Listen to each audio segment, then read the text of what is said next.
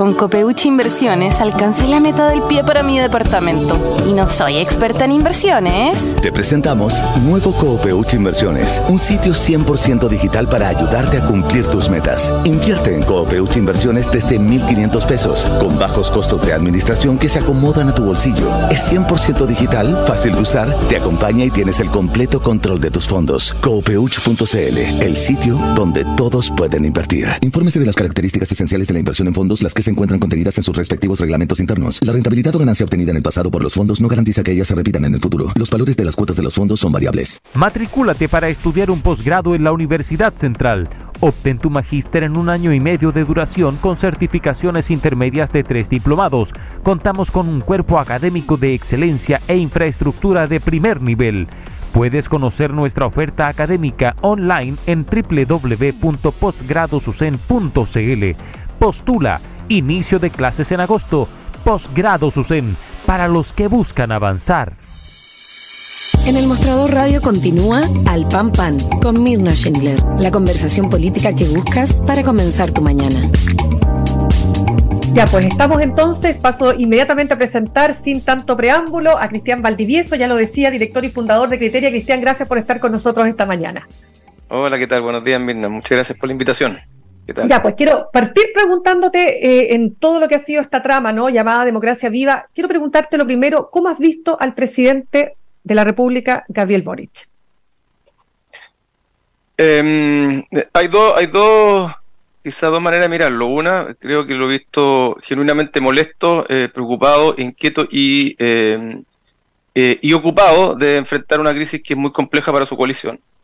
Esa es la mirada quizás corta y más bien, digamos, positiva, en el sentido de que el presidente está efectivamente encima de un problema y está claramente preocupado y ocupado. Por otro lado, también está la mirada que es un poco, es la mirada más crítica, si se quiere, y es que esto nuevamente pilla al presidente sin información, lo pilla a destiempo, lo pilla no adelante de las crisis, sino que siempre detrás de las crisis. Y creo que eso ha sido bien emblemático durante la administración del presidente Boric este año y medio, y un ejemplo bien elocuente al respecto es que hace menos de 2 semanas, o sea, una semana y media, el presidente en el aniversario de Convergencia Social animaba efectivamente y alentaba a su partido a fusionarse con Comunes y a fusionarse con el RD. Y eso te demuestra, Mirna, la poca información y de alguna manera el encastillamiento en el que puede estar el presidente hoy día. Tú dirías que, a ver, es que es muy interesante eso que tú dices del encastillamiento, porque significa que el presidente está, ¿no es cierto?, encerrado en una suerte de burbuja, de acuerdo a lo que tú observas, ¿no?, que no le está entrando la necesaria información para poder tener la mirada completa de lo que está pasando en su gobierno.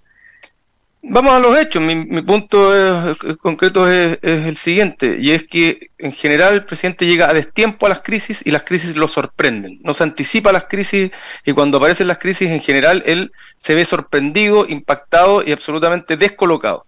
Y el ejemplo más concreto es que el primer anillo del presidente es un primer anillo que es absolutamente cercano al mundo de RD, y me llama mucho la atención que el presidente haya llegado al aniversario de Convergencia a invitarlo a fusionarse con RD sin tener ninguna información de lo que estaba pasando en RD.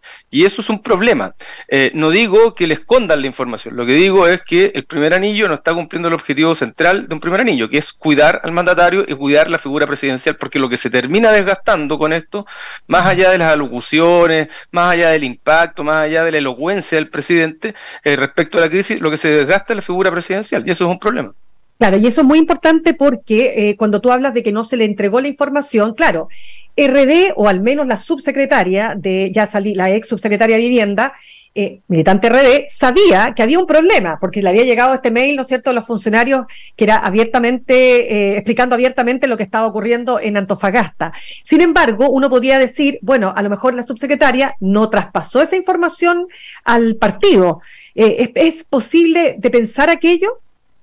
Todas esas cosas son posibles de pensar, son incluso probables, pero no son necesariamente aceptables desde ninguna perspectiva. O sea, si hay algo que el presidente, de lo que tiene que cuidar el primer anillo al presidente, es de no quedar a contratiempo, de no quedar siempre fuera de la jugada, porque, insisto, por muy sorprendido, molesto y enojado que haya aparecido el presidente, tal como apareció en otro ámbito de las cosas cuando dijo que íbamos a hacer unos perros con la delincuencia, ese enojo pierde verosimilitud, pierde fuerza de cara a la opinión pública, porque parece el presidente digamos que a destiempo. Y es bien emblemático, Mirna, porque digamos que el segundo piso del presidente lo lidera Miguel Crispi, que es emblemático de RD. Uno de los ministros más cercanos al presidente, que es Giorgio Jackson, es RD. Si ellos no sabían nada de esto, es grave desde solo esa perspectiva. Pero si a lo mejor tenían información y quisieron retardarla por producto de, no sé, venían las elecciones, venían distintas cosas que podían afectar a la coalición, no nos olvidemos que la información sale el 2 de mayo y tuvimos elecciones el 7 de mayo.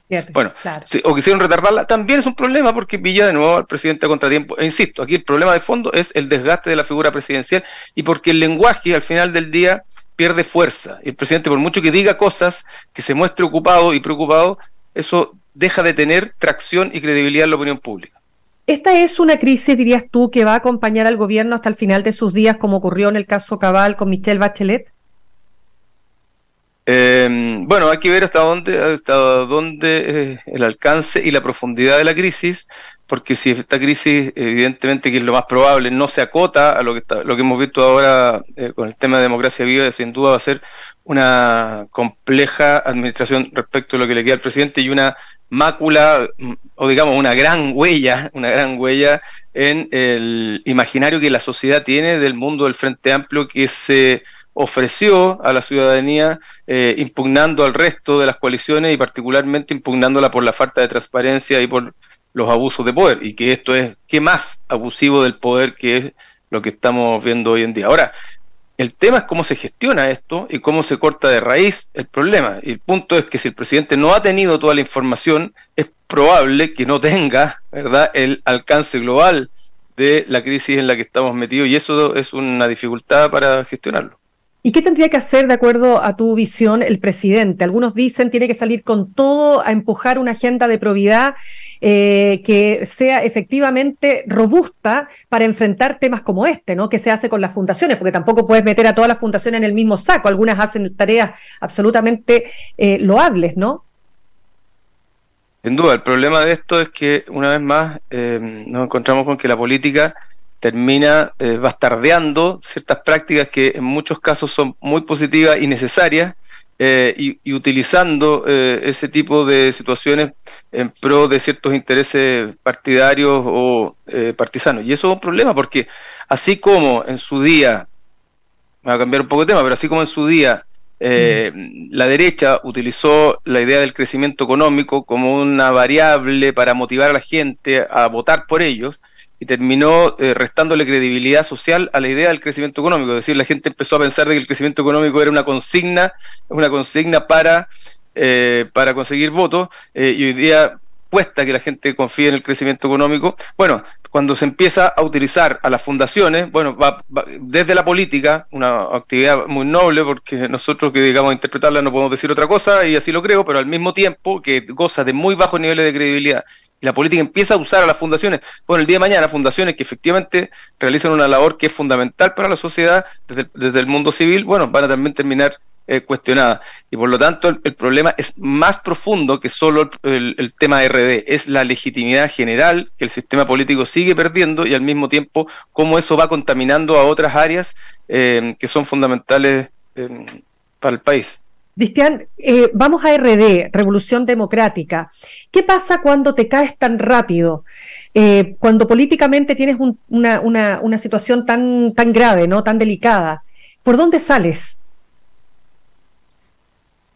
A ver, yo creo que la caída es rápida, es profunda y es muy dura, y además tiene que ver con el territorio comunicacional y el posicionamiento que había intentado RD, que tenía que ver con esta idea de la transparencia total.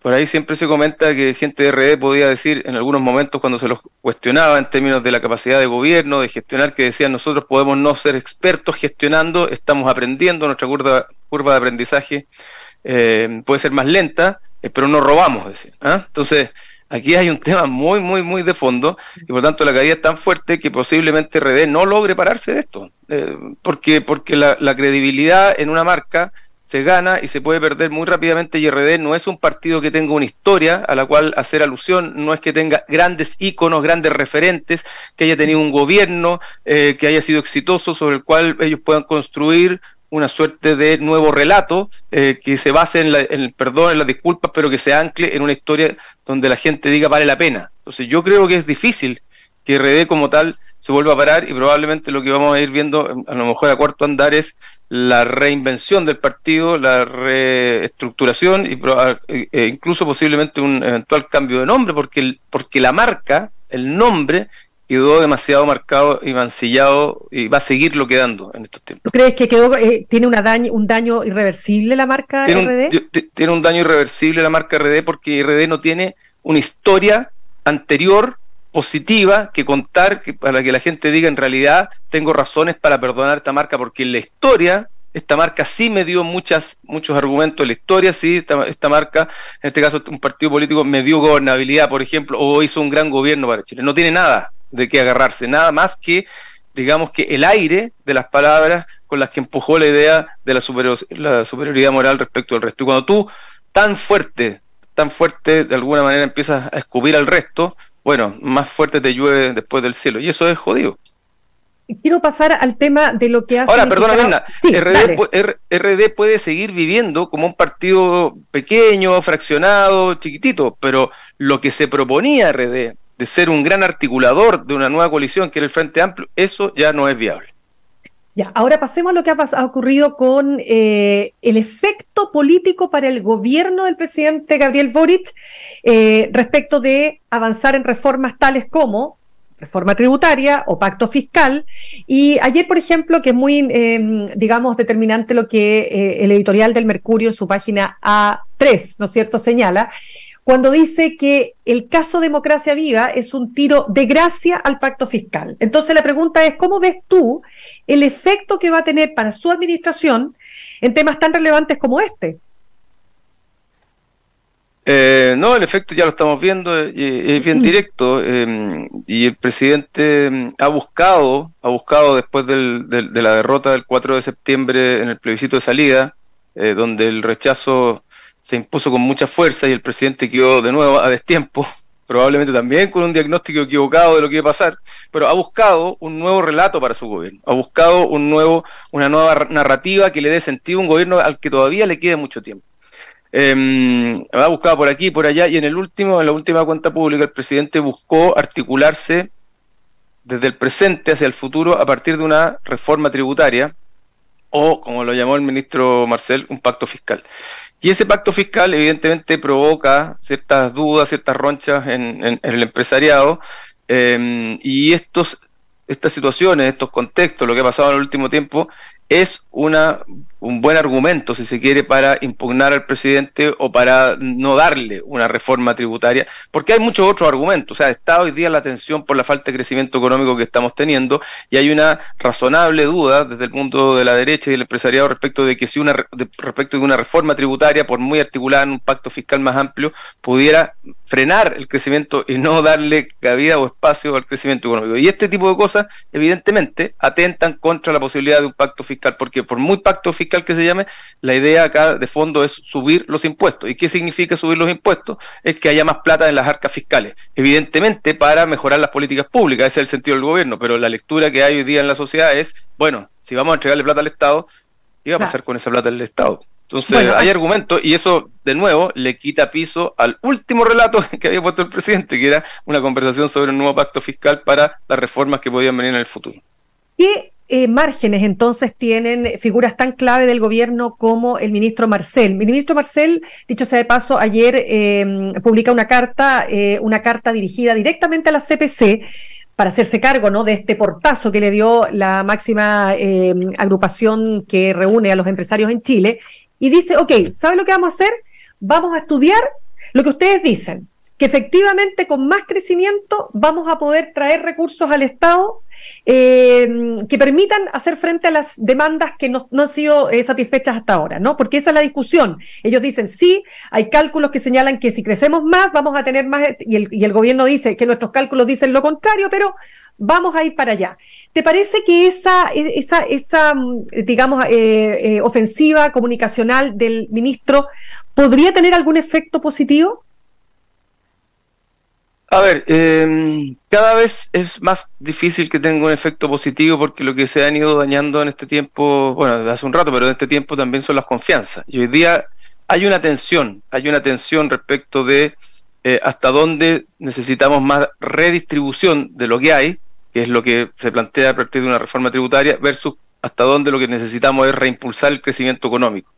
Y hoy día, digamos que si lo miramos desde el punto de vista de la opinión pública, la sensación mayoritaria dice relación con la importancia de volver a crecer. La gente necesita volver a sentir de que trabajar, ponerle energía, apostar por proyectos, apostar por la posibilidad de mejores salarios, apostar por cambiarse pega o apostar por emprender es una posibilidad real en el país y hace un rato que no lo está sintiendo.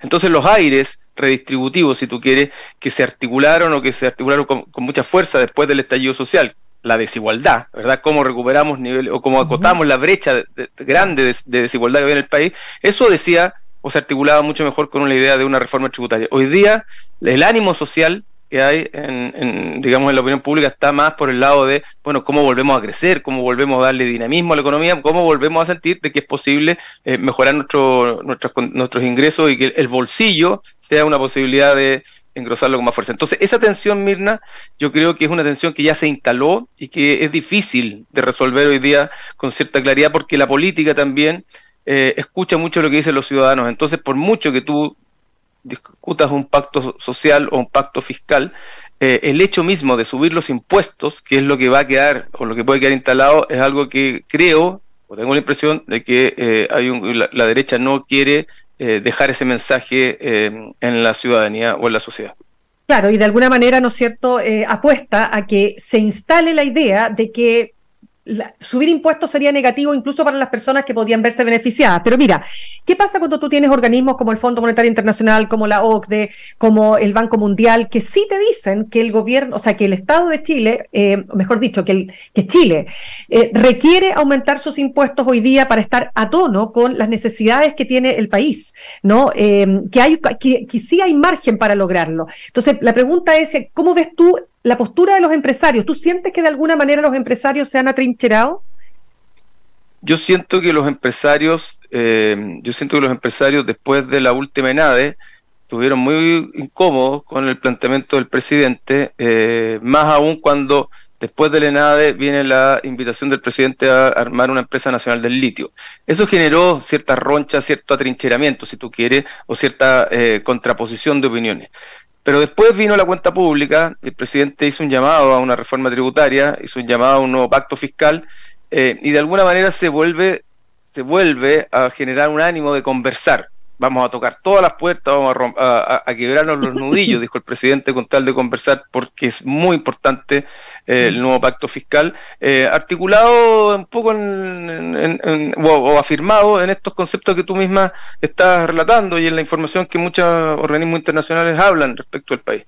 Pero tengo la impresión de que esa buena voluntad o esa buena disposición al diálogo se ha ido rompiendo en el último tiempo, y esto de democracia viva y los otros temas de las fundaciones dan más espacio a que haya más tensión y más confrontación, a que haya articulación y diálogo, por una parte. Y por otra, el hecho de que el país vaya este año a decrecer o no vaya a crecer es un muy buen argumento también para quienes están en la vereda de empujar con más fuerza el crecimiento, más que la redistribución, para argumentar de que no es el momento para reforma de impuestos, sino que es momento para reimpulsar la economía y el crecimiento. Entonces ahí hay una tensión, y Mirna, que también tiene que ver con lo que pasa dentro del mismo gobierno, porque no es lo mismo una reforma tributaria que en su origen se proponía subir el 4 puntos, ¿verdad?, del PIB, la recaudación, a una que hoy día ya está cerca del 1,5, probablemente en el 1, o una reforma que termine en el 0,5 y que sea una reforma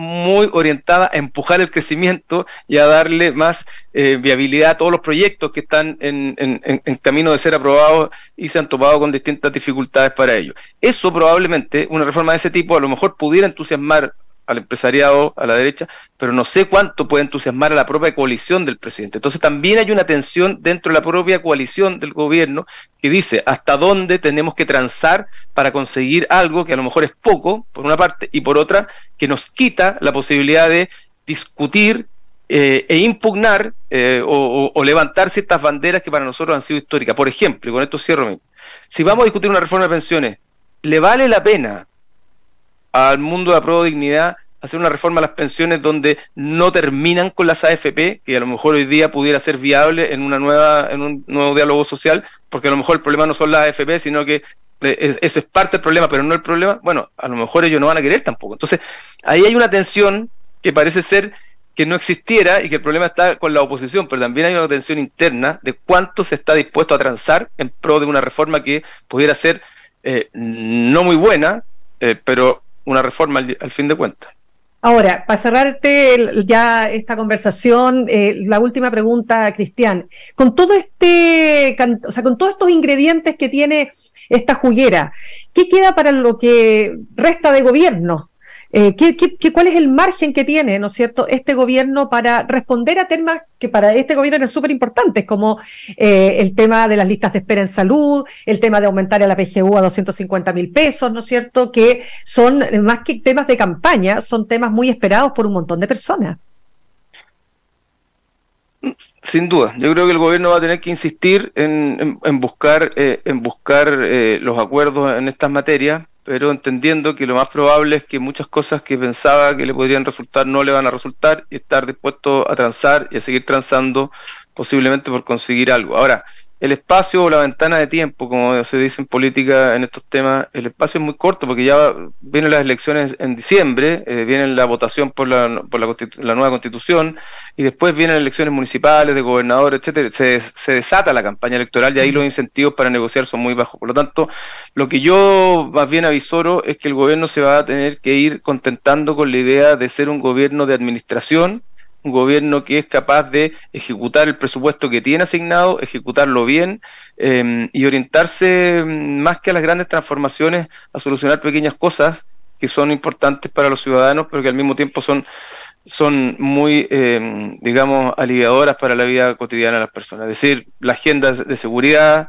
la agenda antidelincuencia, la agenda migratoria, todas aquellas cosas que a lo mejor no estaban en el programa original, se transforman hoy día en la forma en que el gobierno va a tener que vincularse o reordenarse con la ciudadanía y con la sociedad, que es muy distinto a la propuesta original que tenía el gobierno. Y yo creo que en gran medida esto tiene también que ver con la propia coalición del gobierno, que legítimamente, si tú quieres, puede no estar muy bien dispuesta a aprobar o a acercarse a reformas que terminen estando muy distantes de lo que en su día se originaron. Algo muy parecido quizá a lo que pueda terminar pasando con el tema constitucional, donde lo que pudo ser un mal acuerdo, pero un acuerdo, como dijo el presidente, puede terminar siendo también una pesadilla para ciertos grupos de izquierda y de Pro Dignidad que terminen sintiendo que en democracia se aprueba una constitución más neoliberal que la constitución del 80, si tú quieres.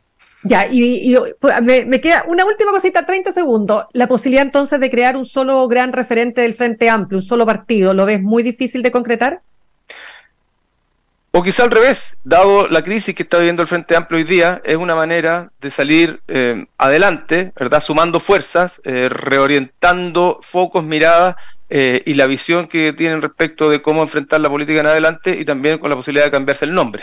Y por lo tanto eso permite un reciclaje, ¿verdad? Donde dejas aquellas cosas que han sido más negativas, más críticas, y te quedas con aquellas cosas que pueden ser más, digamos, positivas o interesantes desde el punto de vista de la opinión pública, y también del nuevo proyecto que puede surgir a propósito de eso. Entonces, como en toda crisis, siempre la crisis también es una oportunidad, y a lo mejor esta es la oportunidad que tienen de reordenarse de otra manera. Ya, pues, Cristian Valdivieso, te pasaste. Muchas gracias por estar con nosotros esta mañana. No, muchas gracias a ti, Mirna, por la invitación. Muy bien. Qué gusto haber estado conversando contigo. Gracias. Chao. Cuídate mucho. Chao. Igual. Nosotros nos despedimos, los dejo con Fran Castillo. Juntos y revueltos sigue la actualidad y la política. Nos despedimos, como digo, nos reencontramos mañana a las 8 en punto, aquí en Al Pan Pan, en elmostrador.cl. Que tengan un buen día. Copeuch Inversiones, el sitio donde todos pueden